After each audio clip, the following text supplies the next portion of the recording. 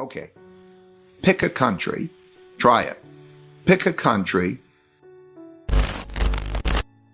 and pick an asset class and find, or any asset class, and try to retain wealth and see what happens. Says that cash is trash.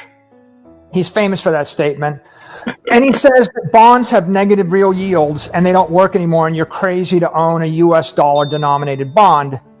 And then in that paper, he says, so, well, we're thinking about Bitcoin, but, you know, we might be concerned about tax or regulation. We're not sure. But you see the cycles, which in many ways are more similar today than any time in our lifetimes.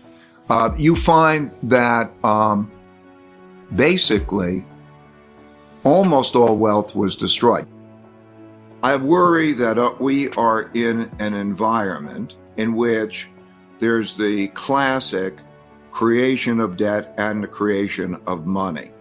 And that if you look at history, there are real assets and there are financial assets. And the way it works is real assets are the things you buy. You buy things you want to use.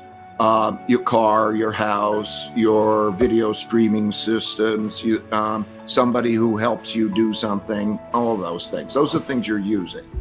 And those are, you know, it's the tangible stuff, pretty much.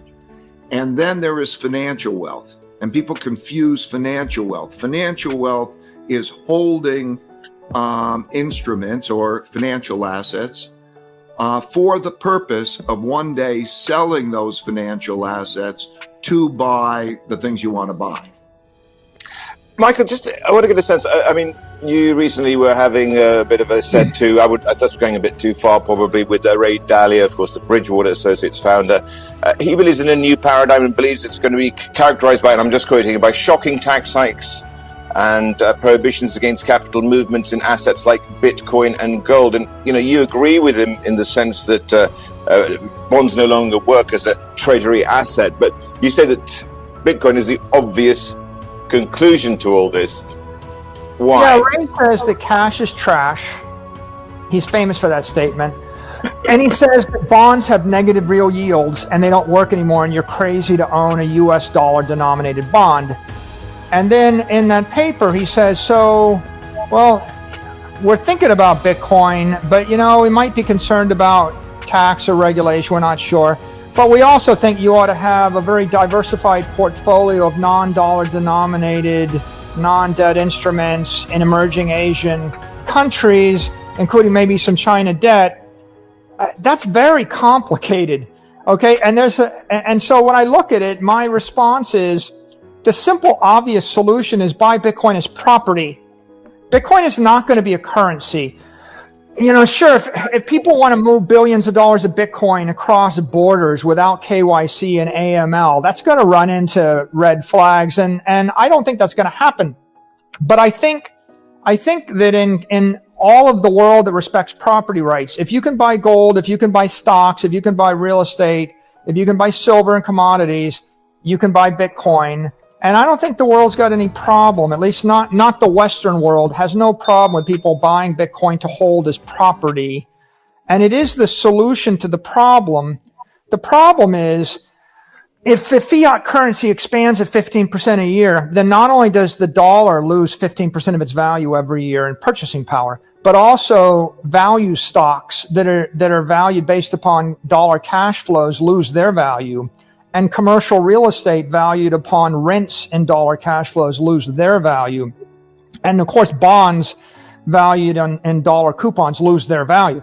So the real problem is an entire diversified portfolio that has any exposure to a currency which is weakening is also going to weaken. And then the theoretical answer is buy a property, buy an asset which is not valued based upon cash flows. And that means precious metals or trophy real estate, some trophy thing that you value, just own it. Art, maybe a Picasso, a Leonardo da Vinci, or Bitcoin. Bitcoin exists only to be a pure monetary store of value, and it is not based upon the cash flows of any product or any service. And it is the apex asset because no government can print any more of it, and no CEO can print any Michael. more of it. You know, when one looks back on one's lifetime and experiences, what's happened is that a lot of new ideas, new technologies, new things come along, and they make fabulous revolutions, and they grow things, and that's great. But there's a tendency of investors to extrapolate the past and get and not pay too much attention to price. And when that happens, you start to emerge as somewhat of a bubble. By our measures, the bubble is not as what it was in 2000 and not what it was in 1929, but it's kind of like halfway there if I look at the types of quantities. In other words, and so what that means from a value point of view, if you're calculating, you know, what can I realistically expect? Its expected returns shrink relative to the others. However, the kind of the meat and potatoes type of companies didn't benefit as much from those, and they're fairly stable and so on. And so that's why you're starting to see that kind of rotation.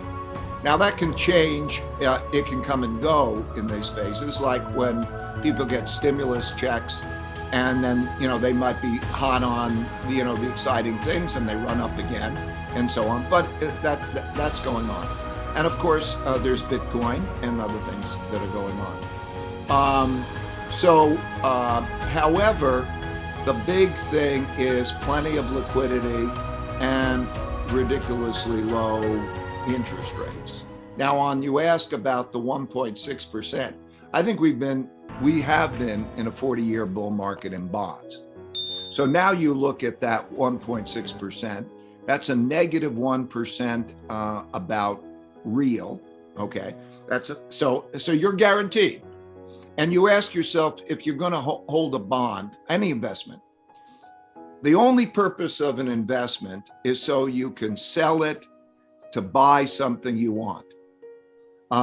And so when you look at what is the length of time it's going to take me to get my money back, if I give an investment nowadays in the United States, I'm going to have to wait about 50 years to give back the buying power to start, and then I'll start earning money.